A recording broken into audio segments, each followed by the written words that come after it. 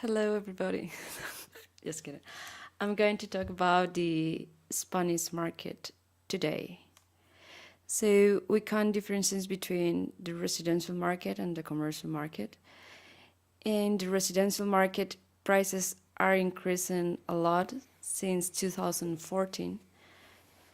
That the prices dropped 40%, and now they're increasing around 7% annually.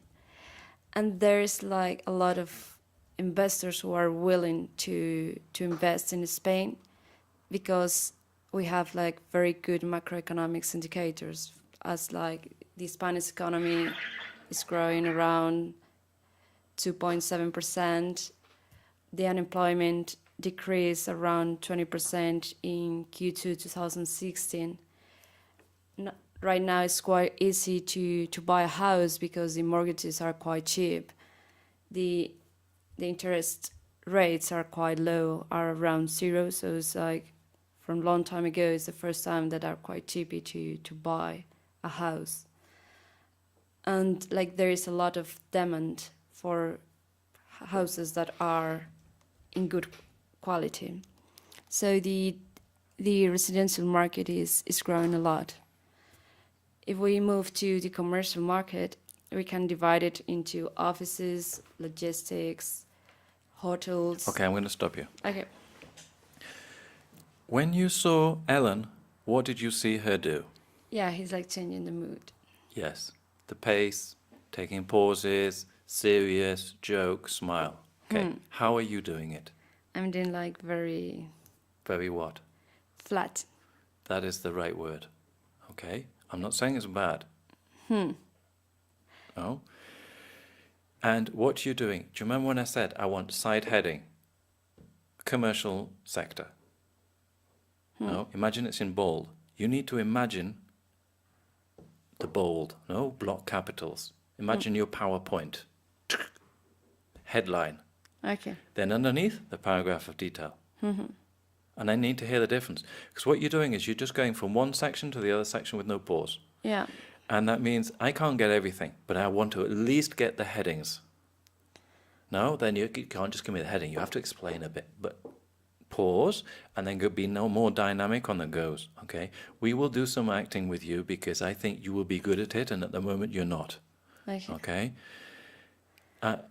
The things that as now I have to think what I'm going to say. That's why I'm like focused trying to. You need to be able to handle a lot of things. Yeah. No, it's like a one-man band, un hombre orchestra, no, or a lady band, no, one lady band, okay? Yeah. But you need to be able to think, pause, then go, Okay. and it's flat. It's quite flat. It's quite flat, and you didn't start out with a punch. You started out weak. Yeah. There's an expression in England, in English, to come out swinging. No, like the boxer. He comes out the corner, you both have a corner, and he comes out swinging. There's another boxing saying that you see the other guy coming out swinging, you hold back, and you wait for him to tire, or her to tire. Yeah. Then you can hit him. So you want to mix, you know, you want to not just da-da-da-da-da-da, but not just blah, blah, blah, like Ellen, no? Okay.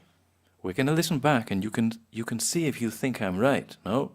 I know you're right because I know that I did it flat. Okay, so you've got through 2 interviews, but so you maybe have got through all the flat people, but maybe on the next interview there's only the Ellen people.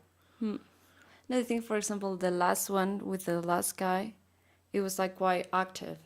So because the guy was active, so he started asking me questions. I was really active, like That's true, but replying him. imagine I'm really boring and dull, or I'm just not saying anything. You still have to be able to turn this on. Yeah. No? You can get the shy Chinese people to be interested, no? Okay, so the next paragraph you were going to talk about was what? Which sector? Offices. Offices. Okay, so a little bit, I think, let's get some adjectives. What adjectives can you think that you want to do here? What adjectives could describe the way that you want to present to me? Give me some adjectives. Overheating. I mean, for your, you said before you want to add value, okay? okay? Yeah. I want to add value for you. So not just pay an English teacher, but what are you going to do for you? Not just talk about the property market, but you. Some adjectives. Maybe you could think dynamic, Energetic. energetic, Energetic. yeah, Confident. confident. At the same time, serious, yet friendly. No, Yeah. not just too serious and nobody want to deal with you because maybe or they too want... friendly that you're like joking all the time. Yeah, that they think that you're not serious because they are Chinese people who want to buy a football club for the property market, not for the club, because they don't care about the football. They just want that real estate. No, doesn't matter if it's with Valencia or Atletico de Madrid. They want the fucking real estate. Okay. So talk about offices, okay? Off you go. Okay, so the office market today is growing a lot. There's a huge amount of money of foreign investors, even Spanish investors, that want to invest. So there is a lot of money around us, and that makes some rents and yields growing very, very fast. So the market is a little bit overheating. For example, the prime yield in CBD is around 4.25%, close to the 10 years government yield that is around 2%. So there is only a difference, a gap of 200 basic points. So that makes us to think that the market is a little bit overheating. And for example, in the secondary market, the yields should be around 7%, 6%, and there are some deals that are closing around 5%. I still talking about the market. For example, one of the things is like there is no vacancy space in the CBD, and the vacant space is not of good quality. And it's quite difficult to find good buildings in the CBD where companies want to go. I can understand your analysis of this. Yeah, but it's not good. But imagine that I want to give you money, and I don't just want analysis. I want you to tell me what to do. Are you allowed to tell me what to do, and are you allowed to give me any recommendations? Are you allowed to do that? In Spanish, I can do whatever you want. In English, it's like a little bit more. Okay, so if you're allowed to give possible recommendations, because I know that some people who pay analysts don't just want a lot of analysis. Yeah, they want. They want the answer. Yeah. And some analysts don't want to give them the answer because maybe they get sued if they tell them the wrong answer. I understand this is not just in the property market, but in any analyst who's paid to analyze the situation. But my question to you would be, are you able to draw any conclusions, for example, for a Chinese investor such as the owner of Wanda? What would you say to somebody in that position?